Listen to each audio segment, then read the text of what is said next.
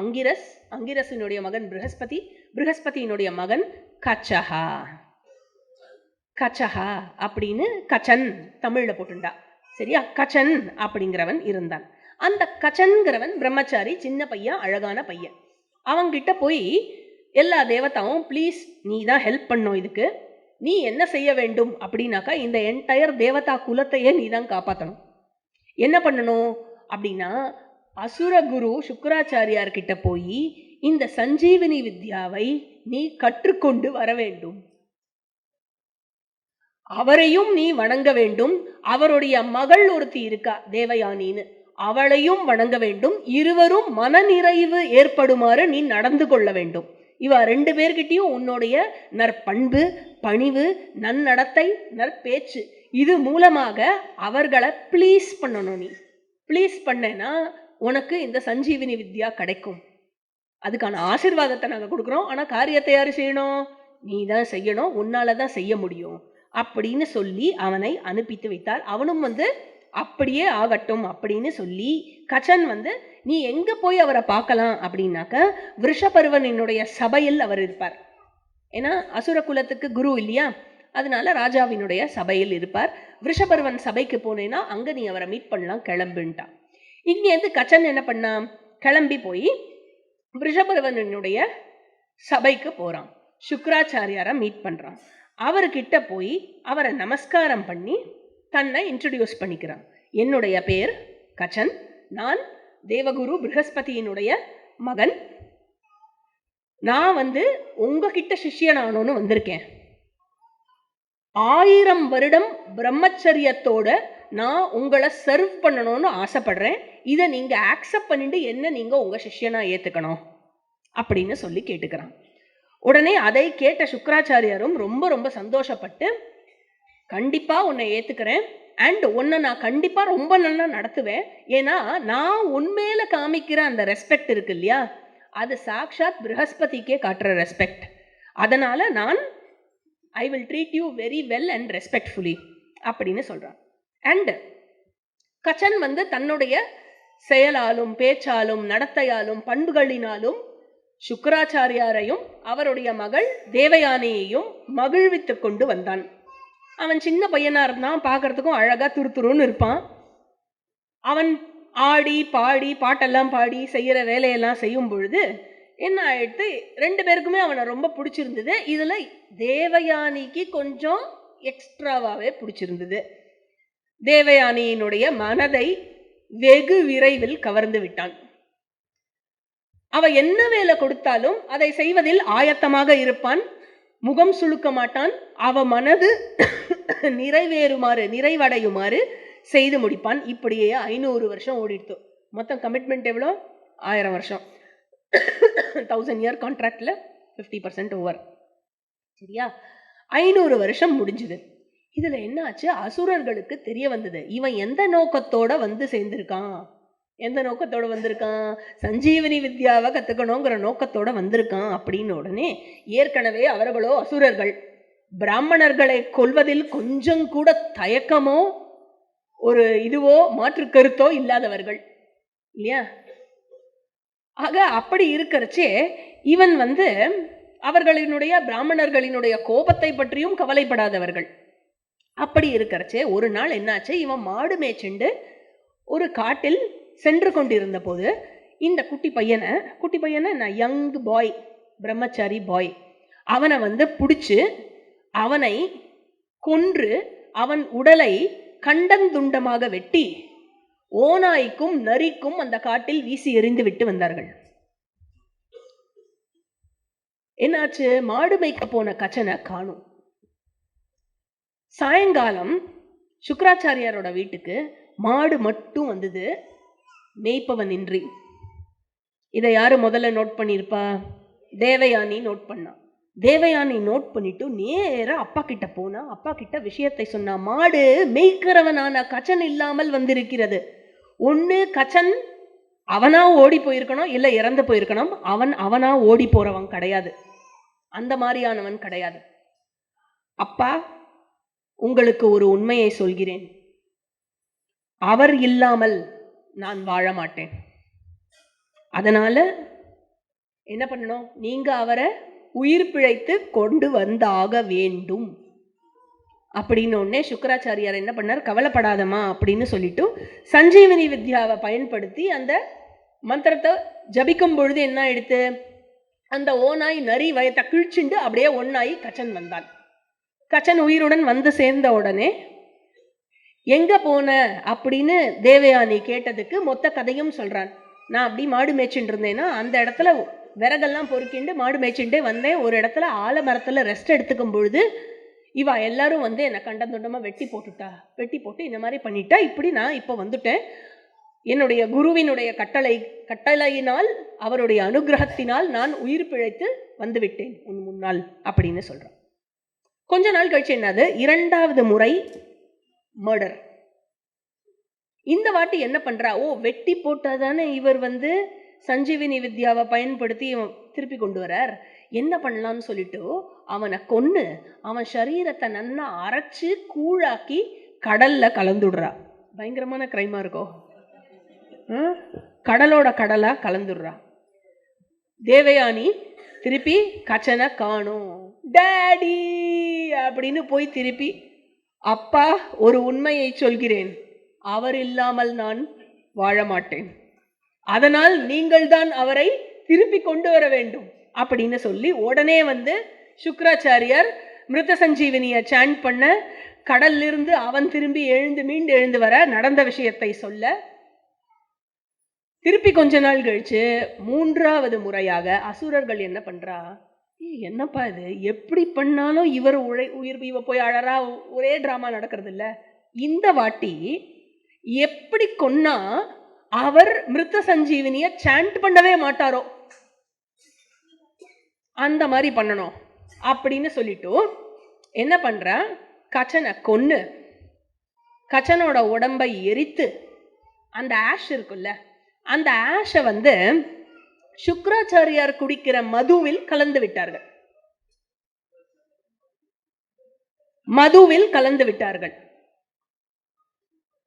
அப்போ உடனே என்ன, சுக்கராச்சாரியார் அதை குடிச்சுட்டு இருக்கார். இவ வந்து அழறா, கச்சனை காணும். உடனே இவர் சொல்றார், அப்பா நான் எத்தனை தடவை அவனை பிழைக்க வைத்தாலும் இவர்கள் திரும்ப திரும்ப கொன்று கொண்டே இருக்கிறார்கள். ஆமாப்பா, உங்களிடம் நான் ஒரு உண்மையை சொல்கிறேன், அவர் இல்லாமல் நான் வாழ மாட்டேன், நீங்கள் தான் உயிர் பிழைக்க வேண்டும் அப்படின்னு ஒண்ணு. குழந்தை அழறத பார்த்தோன்னே இவருக்கு டாட்டர், அதனால அதுல ஒரு இது. அது மட்டும் இல்ல, உங்களுடைய சிஷ்யனை இவர்கள் எத்தனை முறை கொல்லுவார்கள், தப்பு இல்லது, நீங்க எப்படி பார்த்துட்டு சும்மா இருக்கலாம் அப்படி எல்லாம் கேட்ட உடனே, உங்களை காயப்படுத்தி விட்டார்கள் இப்படி உங்கள் சிஷ்யனை கொன்று அப்படின்னு இவ்வளவு சொன்னோன்னே இவருக்கு கோபம் வந்துடுது. கோபம் வந்து, என் சிஷ்யனை கொன்று இருக்கிறார்கள், ஒரு பிராமணனை கொன்று இருக்கிறார்கள், எவ்வளவு காலத்துக்கு தான் கொஞ்சம் கூட செய்கிற பாபத்து மீது அந்த இதுவே இல்லாமல் இந்த அசுரர்கள் செய்து கொண்டிருப்பார்கள். பிராமணனை கொல்வது வந்து இந்திரனையே எரிக்கும் பாபம், இந்திரனாகவே இருந்தாலும் அந்த பாபம் எரித்து விடும். அப்படி இருக்கிறச்சே கொஞ்சம் கூட சென்சிட்டிவாவே இல்லாம இந்த அசுரர்கள் இப்படி இருந்தா என்ன அர்த்தம் அப்படின்னு சொல்லிட்டு, நான் கொண்டு வரேன் கச்சனை அப்படின்னு கச்சனை ரிட்டர்ன் கொண்டு வரதுக்கு இவர் ரெடி ஆயிட்டாரு. மந்திரத்தை சாண்ட் பண்றதுக்கு ரெடி ஆயிட்டாரு. என்னது, கச்சனுடைய குரல் மட்டும் எங்கேருந்தோ கேட்கறது, குருவே வேண்டாம் அப்படின்னு. கச்சா நீ எங்க இருக்கிறாய், உன் குரல் மட்டும் கேட்கிறதே அப்படின்னு சொன்னா கச்சன் சொல்றான், ஐயா நான் உங்கள் வயிற்றில் தான் இருக்கிறேன். அதாவது சுக்கிரர் வந்து என்ன ஆச்சு அப்படின்னு கேட்டோடனே முழு கதையும் கச்சன் சொல்றான். எப்படி வயிற்றுக்குள் போனாய் அப்படின்னு முழு கதையும் சொல்லி, உங்களால் என்னுடைய சரீரம் அழிந்தாலும் என்னுடைய நினைவு வந்து இழக்கவே இல்லை, உங்களுடைய அருளினால் என்னுடைய நினைவு இருந்து கொண்டு இருக்கிறது, அதனால்தான் என்னால உங்களுக்கு கம்யூனிகேட் பண்ண முடியறது அப்படின்னு சொல்றான்.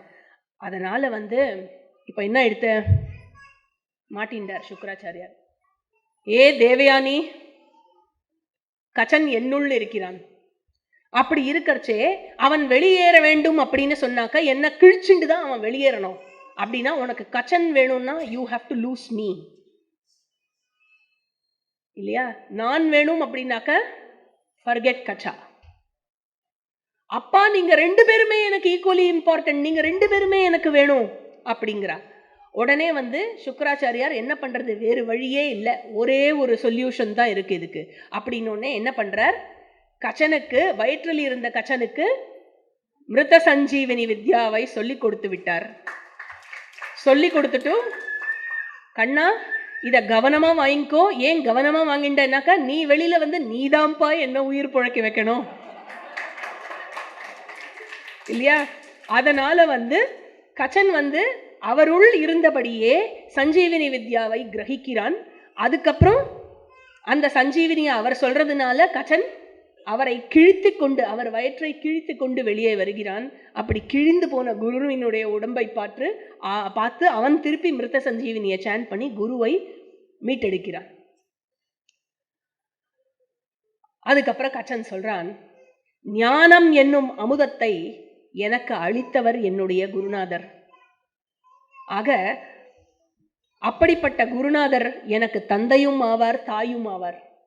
அப்படிப்பட்டவர் ஆவார். அப்படியாக நான் மதிப்பேன் என்னுடைய குருநாதரை.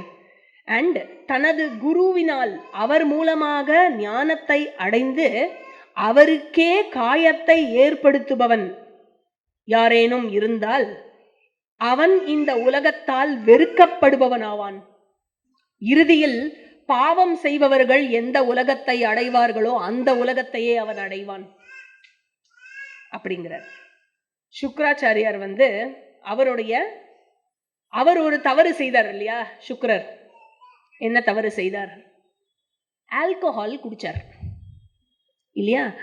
அதனால இந்த பிழையை உணர்ந்து பிராமணர்கள் மீது இயற்ற வேண்டிய அறத்தை சீர்திருத்தம் செய்தார். அந்த நடத்தை விதிகளில் கொஞ்சம் சீர்திருத்தத்தை கொண்டு வந்தார். என்ன சொன்னார் அப்படின்னாக்கா, நம்பர் 1, மது அருந்தும் பிராமணன் பாப்பியாவான். அவன் எல்லா அறத்தையும் இழந்ததாகவே கருதப்படுவான் மது அருந்தினால். எப்பேற்பட்ட பாவத்தை அவன் அடைகிறான் என்றால், பிராமணனை கொல்லும் பிரம்மஹத்யா பாபத்தை அடைந்தவனாகிறான். யாரு? மதுவை அருந்தும் ஒரு பிராமணன். அது மட்டுமல்ல, அவன் எல்லா உலகத்தாலும் வெறுக்கப்படுபவனாகிறான். அதுக்கப்புறம் அசுரர்களை கூப்பிடுறார். முட்டாள்களே, கச்சனையா நீங்க கொல்ல ட்ரை பண்ணேன். கச்சன் எதற்காக வந்தானோ அந்த நோக்கத்தை நிறைவேற்றி கொண்டு விட்டான். பாக்கி காலத்துக்கு அவன் என் கூட தான் இருக்க போறான். அவனை உங்களால ஒன்றும் செய்ய முடியாது அப்படிங்கிறார். அதுக்கப்புறம் பாக்கி காலத்தையும் கச்சன் குரு சேவா செய்து அந்த 1000 ஆண்டு காலத்தை, பிரம்மச்சரியத்தை முடிக்கிறான். முடித்துக்கொண்டு he plans his return. எங்கேக்கு? தேவலோகத்துக்கு திரும்பி போனோம் இல்லையா? அந்த ரிட்டர்னை பிளான் பண்றான். சுக்கராச்சாரியார் கிட்ட சொல்லிண்டான். பின்னாடியே அடுத்தது யாரு? தேவயானி கிட்ட சொல்லிட்டு கிளம்பணும். சரியா? தேவயானியுடைய அனுமதியை பெறுவதற்காக அவளிடம் செல்கிறான். தேவயானி நீ எவ்வளவு சிறந்தவன், இப்படியே அப்படியேன்னு புகழ்ந்துட்டு சொல்றார். இப்படிப்பட்ட உனக்கே உரிய மந்திரத்து மூலமாக என்னுடைய கரத்தை நீ பெற்றுக்கொள், என்ன கல்யாணம் பண்ணிக்கோங்கிறா. ப்ரப்போஸ் பண்றா. ப்ரப்போஸ் இல்லது, ஆர்டர் பண்றா. ஆமா, கல்யாணம் பண்ணிக்கோங்கிறா. கச்சன் என்ன சொல்றான்? நான் என்னுடைய குருவை வழிபட்டு வந்த பொழுது உன்னையும் தானே வழிபட்டு கொண்டு வந்தேன். அதனால நீ என்னுடைய குருவினுடைய மகளாகிறாய். இப்படியெல்லாம் நீங்க பேசலாமா? நீங்க இப்படியெல்லாம் பேசக்கூடாது அப்படிங்கிறான். உடனே தேவயானி சொல்றா, நான் உன்னை எப்படி அன்போட நடத்தினேன்னு சென்ற 1000 வருடங்களை கொஞ்சம் யோசித்துப்பார். நான் உன்கிட்ட எப்படி பழகினேன், எவ்வளோ பாசத்தை கொட்டினேன், எவ்வளோ நட்போட இருந்தேன். என்கிட்ட எந்த குறையுமே இல்லாத போது எப்படி நீ எனக்கு நோ சொல்லுவ? என்கிட்ட என்ன குறை இருக்கு? குறை இல்லாத போது நீ என்னை எப்படி நிராகரிப்ப அப்படின்னு கேட்கிறா. உடனே கச்சன் சொல்றான், அம்மா, பாபம் செய்ய தூண்டாதீர்கள் என்னை. ஏன்னா எந்த சுக்கராச்சாரியார் மூலமாக நீங்கள் பிறந்தீர்களோ அதே சுக்கராச்சாரியாரின் வயிற்றின் மூலமாக தான் நானும் வந்திருக்கிறேன். அப்படி பார்க்க போனா நீங்க என்னோட சிஸ்டர். அதனால நான் உங்ககிட்ட இந்த 1000 வருஷம் எப்படி நடந்துட்டேங்கிறத நீங்களும் யோசிச்சு பாருங்களே. நீங்க தனியா இருக்கும்போது எத்தனையோ தடவை உங்ககிட்ட வந்து நான் சர்வீஸ் பண்ணிருக்கேன். எங்கேயான முறை தவறி, ஒழுக்கம் தவறி நான் உங்ககிட்ட நடந்துட்டு இருக்கேனா? அதனால என்ன போக விடுங்கோ. நம்ம இதே மாதிரி பிரதர் சிஸ்டர் நட்போட சொச்ச காலத்துக்கும் வாழலாமே. என்ன ஒரு அனுகூலமாக ஒரு சிங்க் இருந்தது நமக்கு, இதே மாதிரி நம்ம வாழலாமே அப்படிங்கிறான். தேவயானிக்கு வந்தது கோபம். என்ன வேண்டான்னு சொல்லிட்டு போயிருக்கலாம்ல, சிஸ்டர்னு சொல்லிட்டா, வந்தது கோபம். உடனே என்ன பண்ணா, புடி சாபம், உன்னத ஞானம் உனக்கு பயன்படாமல் போகட்டும். என்ன லவ், என்ன லவ் பாரு, நோன்னு சொன்ன உடனே சாபம். அவர் இல்லாமல் நான் வாழ மாட்டேன், அவர் இல்லாமல் நான் வாழ மாட்டேன்னு சொல்லிட்டு உடனே கச்சன் சொல்றான், நீங்க சொல்றபடி கேட்கறதுக்கு ஃபர்ஸ்ட் ஆஃப் ஆல் என் குருவோட பர்மிஷன் கிடையாது. அதனால என் குருவோட பர்மிஷன் இல்லாம நான் எதையும் செய்ய மாட்டேன். அதனால நீங்க என்ன சபிக்கிறதுனால உங்களுக்கு சந்தோஷம் ஏற்படுறதுன்னா சபிச்சுட்டு போங்க, நான் அதை பத்தி கவலைப்படல. நீங்க தான் சாபம் கொடுக்க முடியுமா? நான் கூட உங்களுக்கு சாபம் கொடுக்க முடியும். உங்களை வந்து எந்த முனிவரினுடைய மகனும் மணக்க மாட்டான். உங்களுக்கு இந்த காஸ்ட்ல கல்யாணம் ஆகாதுன்னு சாபம் கொடுத்துடுறேன். சஞ்சீவனி வித்யா எனக்கு பயன்படாதுன்னு நீங்க சொன்னா என்ன, போயிட்டு போறது. நான் யாருக்கு சொல்லி தரேனோ அவளுக்கு பயன்படுமே, அதனால எனக்கு எந்த கவலையும் இல்லை அப்படின்னு சொல்லிட்டு இவன் கிளம்பி விடுகிறான். திரும்பி தேவதா லோகத்துக்கு போயிடுறான். அங்க எல்லாரும் கச்சனை ரிசீவ் பண்றதுல ரொம்ப சந்தோஷம். கச்சனோட எல்லாரும் சந்தோஷமாக இருக்கிறார்கள். இப்போ என்ன ஆகுறது, இந்த இந்திரன் இப்போ என்ன சஞ்சீவனி வித்யா கிடைச்சுடுத்தோ உடனே எல்லாரும் உசுப்பேத்தி விட்டா இந்திரனை. என்ன ஸ்டார்ட், இனிமே நம்மள யாரும் ஒன்றும் பண்ண முடியாது அப்படின்னு. உடனே இந்த புரந்தரன், இந்திரனுக்கும் நிறைய பேர் இருக்கு புராணத்துல. புரந்தரஹா அப்படிங்கிறது இந்திரனுடைய பேரு. அதுக்கப்புறம் சக்கர அப்படின்னு பார்த்தோம் இல்லையா, சக்கரஹா அதுவும் இந்திரனுடைய பேர். இவன் வந்து என்னாச்சா, he was ready to fight with asuras. உடனே கிளம்பி இப்படி போயின்னு இருக்கச்சே அசுரர்களுடைய ஏரியா கிட்ட, இந்த ரிஷபர்வாவோட கிங்டம் இருக்குமே அந்த ஏரியாவுக்கு போறச்சே என்னாச்சு, அந்த இடத்துல அந்த கந்தர்வராஜனினுடைய நந்தவனத்து பக்கத்துல ஒரு பெரிய தடாகம் இருந்தது. அந்த தடாகத்துல ஒரு ஆயிரக்கணக்கான யங் கேர்ள்ஸ் வந்து குளிச்சு விளையாடிட்டு இருந்தா. அதை பார்க்கறான்.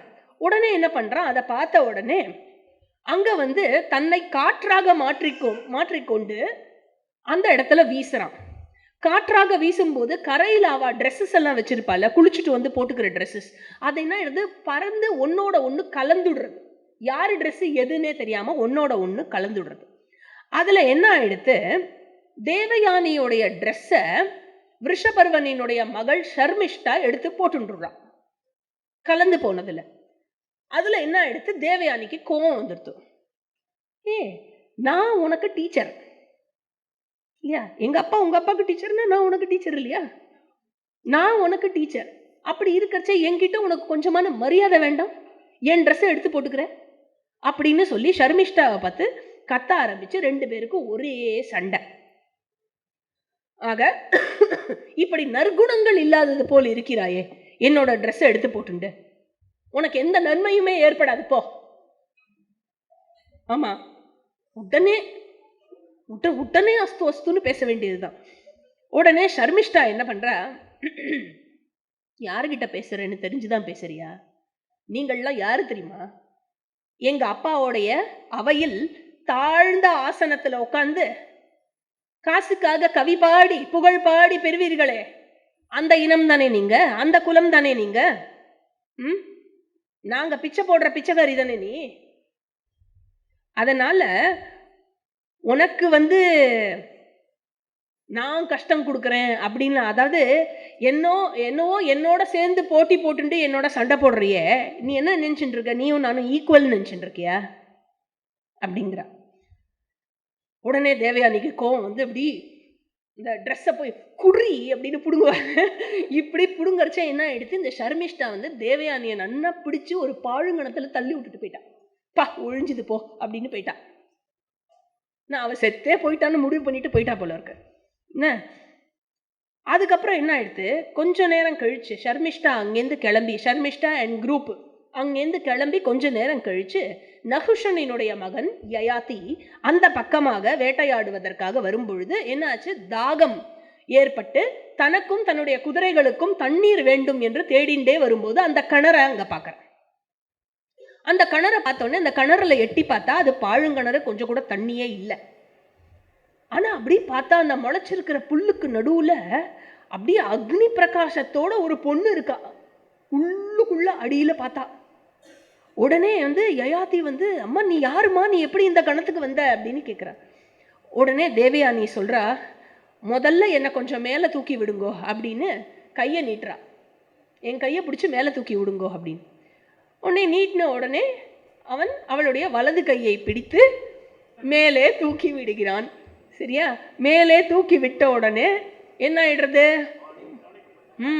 வலது கையை பிடிச்சியோனோ கையை பிடிச்சியா, அதனால நீ தான் என்ன கல்யாணம் பண்ணிக்கணும் அப்படின்றா. உடனே யயாதி அம்மா நீ சுக்கராச்சாரியாரினுடைய மகள் அப்படின்னாக்கா நீ பிராமண கன்யா, நான் ஒரு க்ஷத்ரிய ராஜா, அப்படியெல்லாம் கல்யாணம் பண்ணிக்க முடியாதுமா, அதனால நான் கிளம்புறேன் அப்படின்னு புடி ஓட்டோன்னு அங்கேருந்து கிளம்பிட்டான் யயாதி. இவன் என்ன பண்ணா, ஏன்னா நடந்த விஷயம் என்ன, ஷர்மிஷ்டா இவளை பிடிச்சி தள்ளி விட்டது இல்லையா, அந்த ட்ரெஸ்ஸுக்கு கலந்து அந்த கோவம் இருக்கு இன்னும் ஷர்மிஷ்டா மேல. உடனே அண்ட் தன்னை இழிவான குலம் பிச்சைக்கார குலம்னு வேற சொல்லிட்டாவும். அதனால கோவப்பட்டு உட்காந்துருந்தா. அவள் ஃப்ரெண்டு கிட்ட சொல்லி அமிச்சு, அப்பா கிட்ட சொல்லு நான் இப்படிதான் இங்கேதான் உட்காந்துட்டு இருக்கேன். உடனே அப்பா ஊரெல்லாம் தேடிட்டு ஃப்ரெண்டு மூலமா இன்ஃபர்மேஷன் வந்த உடனே அப்பா வராரு காட்டுக்கு. இவ அழுதுன்னு இருக்கா. இவ அழுதுன்னு இருக்கிறத பார்த்த உடனே இவ சொல்றா, அப்பா இந்த விருஷபர்வனுடைய தேசத்துக்குள் நான் இனி பிரவேசிக்க மாட்டேன். அவன் எல்லாம் பண்றதெல்லாம் பண்ணிட்டு அதுக்கப்புறம் ஷர்மிஷ்டா என்ன பண்ணான்னு தெரியுமா உங்களுக்கு அப்படின்னு நடந்தது எல்லாத்தையும் சொல்றா.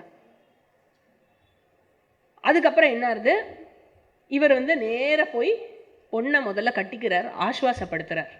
கவலைப்படாத கண்ணா, எல்லாத்துக்கும் இந்த மாதிரி வருத்தப்படாத.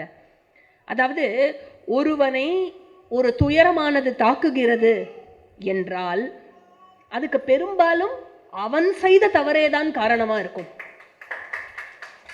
அதனால உன்னிடம் ஏதோ தவறு இருந்திருக்க வேண்டும், அதை கொஞ்சம் யோசிச்சு பாரு. அதுதான் உன்னை இந்த தண்டனை, உனக்கு இந்த தண்டனை ஏற்பட்டு இருக்க வேண்டும், அதை நீ நன்றாக யோசித்துப்பார். தேவயானியா அதெல்லாம் இருக்கட்டும், காசுக்காக புகழ்படுற குரூப் ஆமே நம்ம. நீங்க என்னவோ சொன்னில் மொத்த விருஷபர்வனுடைய ராஜ்யமே உங்ககிட்ட தான் இருக்கு அப்படின்னு, அவன் உங்கள் கட்டளைக்கு இணங்கி இருப்பான் அப்படின்னு கடைசியில இப்படி சொல்றா. உடனே அப்படியெல்லாம் இல்லை கண்ணா அப்படின்னு அவளை கன்சோல் பண்றார். கன்சோல் பண்ணிட்டு கொஞ்சம் அட்வைஸ் கொடுக்குறார் பொண்ணுக்கு. என்ன சொல்றார், கோபத்தை கட்டுப்படுத்திக்கொள். கோபத்தை கட்டுப்படுத்துபவன் மற்றவர்களின் தீய பேச்சை பற்றி ரொம்ப பாதர் பண்ணிக்க மாட்டான், ரொம்ப அதற்கு அக்கறை காட்ட மாட்டான். அப்படிப்பட்டவனே, கோபத்தை கட்டுப்படுத்தி மற்றவர்களின் தீய பேச்சுக்கு அக்கறை காட்டாதவனே தர்ம அர்த்த காம மோக்ஷ ஆகிய 4 புருஷார்த்தத்துக்கும் தகுதி பெற்றவனாகிறான். அவனே 4 புருஷார்த்தத்தையும் அடைவான். அவன் எப்படிப்பட்டவன்னா, 100 வருஷத்துக்கு மாசம் வேள்வி நடத்தினா அந்த புண்ணியம் எப்படிப்பட்டதோ அப்படி செய்பவனுக்கு ஈக்குவலானவன் யாரு, கோபத்தை கட்டுப்படுத்தியவன். அவனே எல்லோரை விடவும் உயர்ந்தவனாகிறான் அப்படின்னு பொண்ணுக்கு அட்வைஸ் கொடுக்குறார். உடனே தேவயானி ஓகேப்பா நீ இவ்வளோ விஷயம்லாம் சொல்ற, ஆனா ஒன்னே ஒன்று சொல்ல, உன்னுடைய ஸ்டூடெண்ட்டு கச்சன் இருந்தான்ல, அவனை பிளான் பண்ணி திருப்பி கொன்று உன்னை துன்புறுத்தினான். அதுக்கப்புறம் இந்த விருஷபர்பாவோட பொண்ணு ஷர்மிஷ்டா என்ன பேசினதும் இல்லாமல் இப்படி கணத்தில் தள்ளி விட்டு திருப்பி துன்புறுத்தியிருக்கா. அதனால நற்பண்புகள் இல்லாதோர், மரியாதை இல்லாதோர் இடத்தில் நாம் எதற்கு இருக்க வேண்டும்? இந்த இடத்துல நம்ம இருக்கக்கூடாது. நம்ம இங்கேருந்து போயிடலாம், இந்த ஊர் வேண்டாம், இந்த பதவி, இந்த போஸ்ட், இந்த சகவாசமே நமக்கு வேண்டாம் அப்படிங்கிறா. உடனே சுக்கராச்சாரியார் என்ன பண்றார், நேராக விருஷபர்வாவை போய் பார்த்து நல்ல கடினமாக சாடுகிறார். விருஷபர்வாவை கச்சனை நடத்தினதுக்கு, அதுக்கப்புறம் பின்னாடியே இப்போ தேவயானியை இன்சல்ட் பண்ணதுக்கு அவருடைய பொண்ணு ஷர்மிஷ்டா எப்படி தேவயானியை இன்சல்ட் பண்ணா, அதனால் இப்படி நீ வந்து எங்களை ட்ரீட் பண்ணியிருக்க ரிப்பீட்டடா, அதனால் we will not be here with you, நாங்கள் கிளம்புறோம். உங்கள் குற்றங்களை நீங்கள் திருத்தி கொண்டீர்கள்னா நாங்கள் இருக்கலாம். எப்போ திருத்திக்காமல் நீங்கள் இருக்கிறபடியே தான் இருப்பேளோ, நீங்கள் குற்றமாக பண்ணின்றிருப்பேள், அதனால எவ்வளோ பாதிப்பு உண்டாகிறதுங்கிறத பற்றியும் கவலைப்படாமல் அதை அவ்வளவு எளிதாக எடுத்துக்கொள்வீர்கள் அப்படின்னு சொன்னாக்கா உங்களுடன் நாங்கள் இருக்க போவது இல்லை. உடனே விஷபர்வாக்கு தூக்கி வாரி போட்டுது. உடனே கெஞ்சின்னு கெஞ்சி கேட்டு, நான் என்ன பண்ணணும்னு சொல்லுங்கோ, நீங்கள் இங்கேருந்து போக மட்டும் கூடாது அப்படின்னு. உடனே அப்படின்னாக்க நீங்கள் இங்கேருந்து போயிட்டேன்னா நாங்கள் இருக்கிறதும் ஒன்று தான், எங்கேயான போய் கடலில் குதித்து தற்கொலை பண்ணிக்கிறதும் ஒன்று தானா, நீங்கள் எப்படியோ போங்கோ, எனக்கு என்ன வந்ததுங்கிறார் சுக்கராச்சாரியார். ஐயா அப்படியெல்லாம் நீங்கள் சொல்லக்கூடாது. அப்போ ஒன்று பண்ணு, என் மகள் மனநிறைவு கொள்ளுமாறு நீ செய்ய வேண்டும், நான் என்ன வேணா பண்ணுறேன் அப்படின்னு சொல்லிட்டு விஷபர்வா நேர தேவயானி கிட்ட போகிறார். தேவயானி கிட்ட போய், நீ வந்து என்ன வேணா கேளு, என்ன வேணா கேளு, உனக்காக நான் அதை கொடுக்குறேன். அப்படியா? ஆமாம், நீ என்ன வேணா கேளு, உனக்காக நான் அதை கொடுக்குறேன், பிளாங்க் செக்கு. இவன் என்ன போட்டா தெரியுமோ? சாச்சா, அதை போய் விஷபர்வா கிட்டே கேட்பா. உங்கள் மக சர்மிஷ்டா இருக்கா இல்லையா, உங்கள் மக சர்மிஷ்டாவும் அவ கூட சேர்ந்து 1000 பெண்களும் எனக்கு அடிமையாக இருக்க வேண்டும். ஓகே, சர்மிஷ்டாவுடன் 1000 பெண்கள் எனக்கு அடிமையாக இருக்க வேண்டும். For how long? For life long. Okay, எங்கள் அப்பா என்னை யாருக்கு மனம் முடித்து வைக்கிறார்களோ அங்கேயும் அவள்லாம் வரணும் எனக்கு சர்வீஸ் பண்ணுறதுக்கு, சரியா அப்படின்னு சொன்ன உடனே விஷபர்வா ஓகேன்னு சொல்லியானோ, இல்லைன்னா இவர் கிளம்பி போயிடுவார், யாரு காப்பாற்றுவார் அசுரர்களை இல்லையா? இவருடைய சஞ்சீவினி வித்யா இருக்கோ பொழைச்சுது, இல்லைன்னா அசுரர்கள். ஆக என்ன எடுத்து இப்போ ஷர்மிஷ்டாக்கு மெசேஜ் அனுப்புகிறார் விஷபர்வா.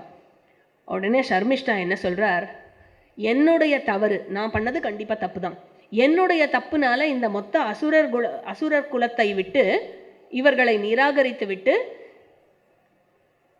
தேவயானியும் சுக்கராச்சாரியாரும் போயிடக்கூடாது, அதனால் நான் அதுக்காக என்ன வேணா பண்ணுறேன், எங்கள் குலத்தினுடைய ப்ரொடெக்ஷனுக்காக நான் என்ன வேணா பண்ணுறேன் அப்படின்னு சொல்லிட்டு நேர தேவயானி கிட்ட போய் மன்னிப்பு கேட்டு, நான் என்னோட சேர்ந்த 1000 பெண்கள் உனக்கு சேவகம் செய்ய வேண்டும், அதுதானே, நான் ரெடி, நான் என்ன பண்ணணும்னு சொல்லு அப்படிங்கிறா. நான் தான் பிச்சை போடுபவளாச்சே, பிச்சை கேட்பவளாச்சே, என்கிட்ட நீ எங்கே போனாலும் நீ வருவியாக்கும், உன்னால் முடியுமாக்கும், நீ தான் பெரிய ராஜாவோட பொண்ணாச்சே அப்படின்னா. அப்படியெல்லாம் இல்லைம்மா, துன்பத்தில் இருக்கும் உறவினர்களுக்கு தன்னால் ஈன்ற உதவியை யார் செய்கிறார்களோ அவனே அறமுடையவன் இல்லையா?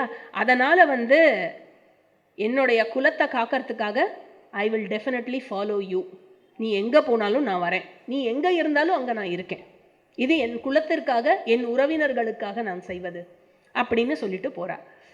ஸோ சுக்கராச்சாரியும் தேவயானியும் நவ் தே அக்ரி, விஷபர்வாவோட கிங்டம்லேயே இருக்கும் அப்படின்னு சொல்லிட்டு அங்கே பிரவேசிக்கிறார்கள் அந்த அசுர நகரத்தில். அப்புறம் என்ன ஆயிடுத்து, கொஞ்ச காலம் இப்படியே இந்த ஷர்மிஷ்டா அண்ட் 1000 கேர்ள்ஸு தேவயானியோட சர்வீஸில் இருக்கா. கொஞ்ச நாள் கழிச்சு எந்த வனத்தில் இவாளுக்கு சண்டை ஏற்பட்டதோ அதே வனத்தில் இவாள்லாம் திரும்பி போய் விளையாடின்னு இருக்கா. அப்போ என்ன ஆகிறது, தேவயானி வந்து படுத்துட்டு இருக்கா, ஷர்மிஷ்டா அவளுக்கு கால் அமுக்கி விட்டுருக்கா. அந்த பக்கமாக ரொம்ப நாள் கழிச்சு அதே மாதிரி யயாதி வருகிறான் திருப்பி வேட்டையாடி. அதே மாதிரி பசி தாகம் மயக்கமாக இருக்கிறது, தண்ணீரை தேடி வருகிறான். அங்கே பார்த்தானா இவ படுத்துட்டு இருக்கா, அவ கால் அமுக்கின்னு இருக்கா. யாரம்மா நீங்கள்லாம் அப்படின்னு கேட்குறான். உங்கள் பேர் என்ன அப்படின்னு கேட்குறா. உடனே தேவயானி சொல்கிறான், என் பேர் தேவயானி, நான் அசுரகுரு சுக்கராச்சாரியாரினுடைய மகள், இவள் ஷர்மிஷ்டா அசுரராஜா விஷபர்வனினுடைய மகள் அப்படிங்கிறா. உடனே யயாதிக்கு புருவம்லாம் மேலே போகிறது. அதாவது ராஜாவினுடைய பெண் உனக்கு, ஒரு பிராமணனுடைய மகள் நீ, உனக்கு அவ வந்து சேவகம் செய்கிறாளா? அது எப்படி நடக்க முடியும்னா, எல்லாம் விதியின் பயன் என்று புரிந்து கொள்ளுங்களேன், உங்களுக்கு எல்லாத்தையும் விளக்கமாக சொல்லணுமா இப்போ அப்படிங்கிற மாதிரி கேட்குறா. இவ்வளோ கேட்குறேல, நீங்கள் யார் அப்படின்னா, நான் வந்து நகுஷனினுடைய மகன் யயாதி. அப்படின்னா ஒரு இவளுக்கு ஒன்று பெல் அடிச்சு கொடுத்தோம், கல்யாணம் பண்ணிக்கோங்க